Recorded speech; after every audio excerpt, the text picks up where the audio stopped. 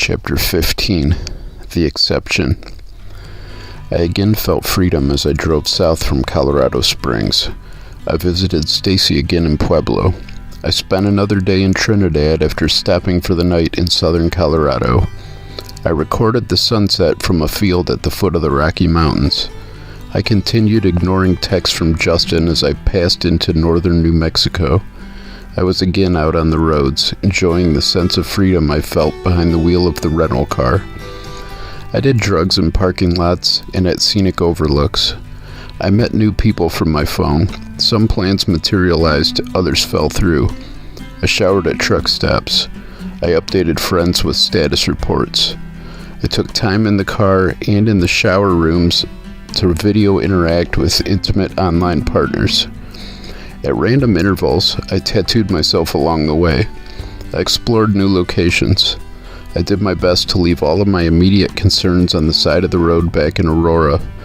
I knew in those rental car moments I needed to live, and I needed to appreciate that fleeting feeling in life, that which comes from magical experiences.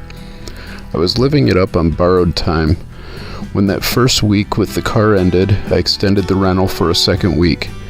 Unique's uncle hadn't finished his work on the SUV, so I opted for more time with the rental car. I was approaching the end of that second week, and I knew time was becoming a concern.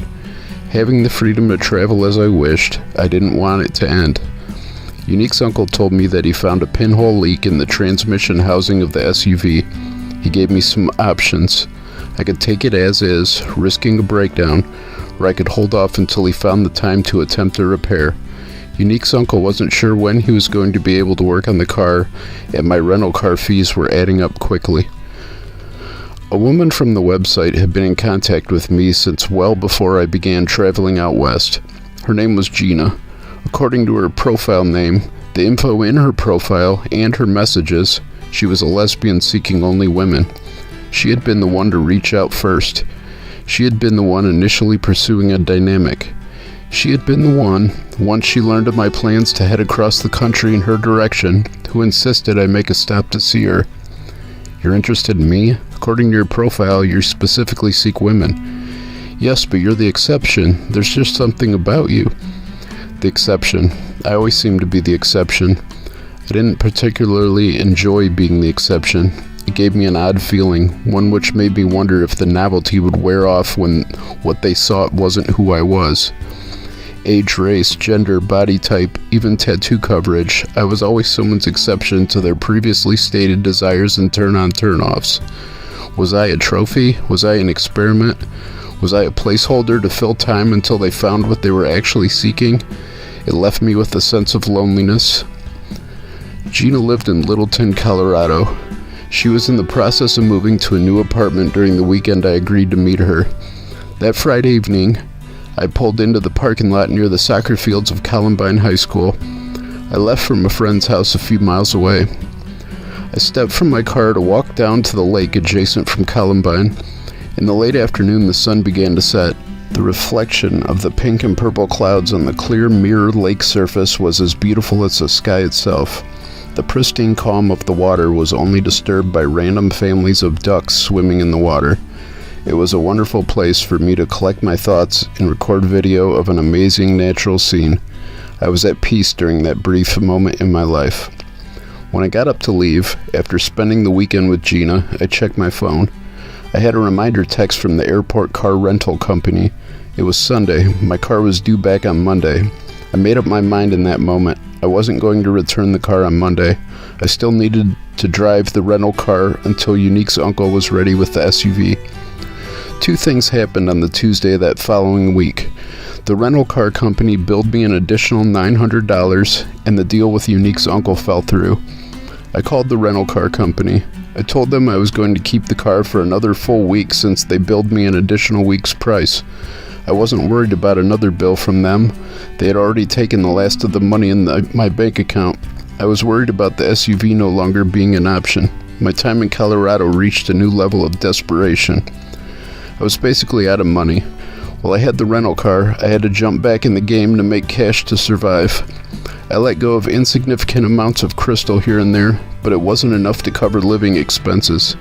I decided I would turn the car back in at the airport the following Sunday when the rental car company was closed. Unique agreed to follow me to drop the car off and give me a ride back from the airport. We planned to drop the car off in the middle of the night. I still had a couple more days to drive.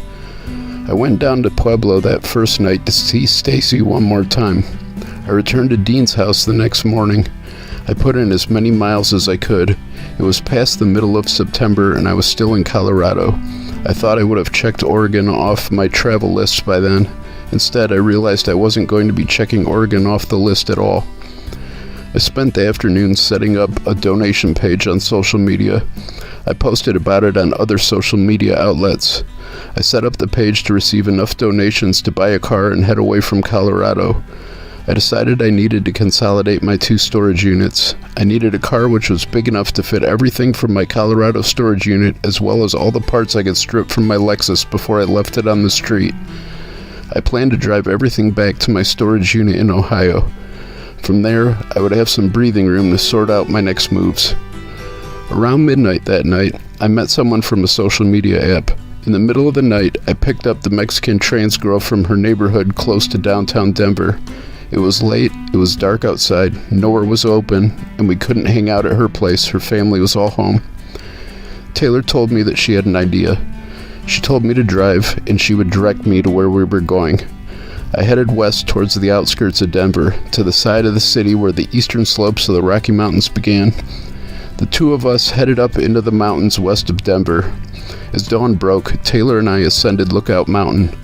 We stopped at an overlook to watch the sunrise over the Denver metro area. Taylor told me she was going to take me to one more location before we found a hotel. I drove us through Golden, Colorado, and further into the mountain towns west of Denver.